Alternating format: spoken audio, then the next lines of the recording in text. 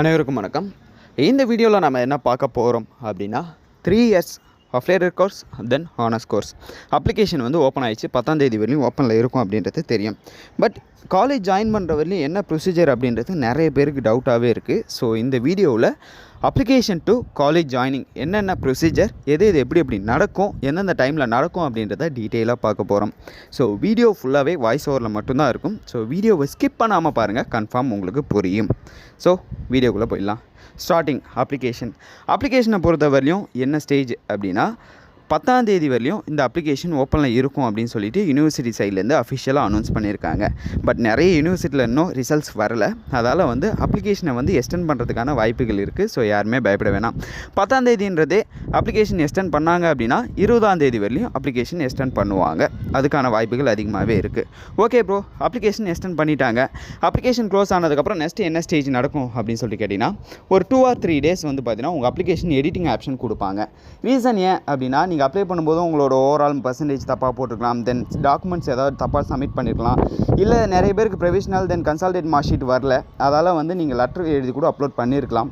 So இந்த கண்டிஷனில் உங்களுக்கு அதுக்கப்புறம் அப்ளிகேஷன் முடிஞ்சதுக்கப்புறம் உங்களுக்கு டாக்குமெண்ட் ரிசீவ் ஆயிடுச்சுன்னா அப்லோட் பண்ணுறது, தென் உங்கள் மார்க் ஷீட்டை எடிட் பண்ணுறது, இந்த மாதிரி ஆப்ஷனுக்கு வந்து ஒரு 2 நாள் டைம் கொடுப்பாங்க. ஸோ இது எப்பயுமே நடக்கிறது தான். ஓகே ப்ரோ, அப்ளிகேஷன் எடிட் பண்ணியாச்சு, நெக்ஸ்ட்டு என்ன ப்ரொசீஜர் நடக்கும் அப்படின்னு சொல்லிட்டு கேட்டிங்கன்னா நெக்ஸ்ட்டு கவுன்சிலிங் தான் நடக்கும். கவுன்சிலிங்கில் வந்து உங்களோட அப்ளிகேஷன் எல்லாத்தையுமே முன்னாடியே கேதர் பண்ணி ஓவரால் ரேங்க் லிஸ்ட் அப்படின்றது ரிலீஸ் பண்ணுவாங்க. அஃப்லேட்டருக்கும் ரிலீஸ் பண்ணுவாங்க, ஹானர்ஸ்க்கும் ரிலீஸ் பண்ணுவாங்க. அந்த ரிலீஸ் பண்ணுற டேட்லேயே ஃபஸ்ட்டு கட் ஆஃப் வந்து அனௌன்ஸ் பண்ணுவாங்க. ஃபுல் அண்ட் ஃபுல் ஆன்லைன் மோடில் தான் நடக்கும். எதுவுமே நீங்கள் வந்து சென்னை போக வேண்டிய அவசியம் இல்லை. So first cut off release ஆன உடனே மெரிட் லிஸ்ட், வெயிட்டிங் லிஸ்ட் அப்படின்னு சொல்லிட்டு ஹானர்ஸ்க்கு தனியாக, அஃப்லேட்டருக்கு தனியாக ரிலீஸ் பண்ணுவாங்க. அந்த டேட்டில் வந்து ஒரு குறிப்பிட்ட டேட்டில் ஒரிஜினல் டாக்குமெண்ட் வெரிஃபிகேஷன் அப்படின்னு சொல்லிட்டு சொல்லுவாங்க கவுன்சிலிங்கில். அந்த ஒரிஜினல் டாக்குமெண்ட் வெரிஃபிகேஷனில் நீங்கள் வச்சுருக்க எல்லா ஒரிஜினல் டாக்குமெண்ட்டுமே ஆன்லைனில் யூனிவர்சிட்டி போர்ட்டலில் போய்ட்டு அப்லோட் பண்ணணும். அப்லோட் பண்ணதுக்கப்புறம் ஒரு 2 or 3 daysக்கு அப்புறம் உங்களுக்கு எந்த காலேஜ் அப்படின்றது அலாட்மெண்ட்டு வரும். ஒரு வேளை நீங்கள் ஹானர்ஸ் கோர்ஸாக இருந்தீங்கன்னா BA LLB ஹானர்ஸ் நீங்கள் அந்த டேட்டில் காலேஜில் வந்து ஜாயின் பண்ணிக்கோங்க அப்படின்னு வந்துடும். அஃப்லேட்டர் கோர்ஸாக இருந்தீங்கன்னா நீங்கள் அப்ளை பண்ணும்போதே எந்தெந்த காலேஜ் வேணும் அப்படின்றது செலக்ட் பண்ணியிருப்பீங்களே. ஃபஸ்ட்டு உங்கள் பர்சன்டேஜ் மெரிட் லிஸ்ட்டில் இருந்ததுன்னா மேக்ஸிமம் நீங்கள் ஃபஸ்ட்டு கேட்குற காலேஜ் கிடச்சிரும். இல்லை அப்படின்னா அதுக்கேற்ற மாதிரி அட்ஜஸ்ட் பண்ணி காலேஜஸ் கொடுப்பாங்க. ஸோ அலாட்மெண்ட் ஆர்டரை வந்து நீங்கள் டவுன்லோட் பண்ண வேண்டியதான்.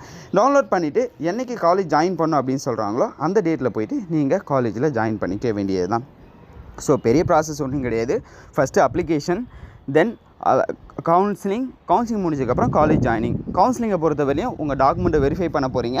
அதுக்கடுத்தது உங்களுக்கு அலாட்மெண்ட் ஆர்டர் வந்து ஆன்லைன் மோட்லேயே கொடுக்க போகிறாங்க. அந்த அலாட்மெண்ட்டை டவுன்லோட் பண்ணி நீங்கள் காலேஜில் போய்ட்டு ஜாயின் பண்ணிக்க வேண்டியதான். ஸோ சிம்பிளாக சொல்ல போனால் இதுதான் ப்ராசஸ். நான் ஒரு ஸ்டேஜ்லையும் என்னென்ன பண்ணணும் அப்படின்றத ஸ்டெப் பை ஸ்டெப்பாக வீடியோ போஸ்ட் பண்ணுவேன். தென் இதுக்கு மேலே வந்து பார்த்தீங்கன்னா 3 years பற்றி நிறைய அப்டேட் கொடுக்குறேன்.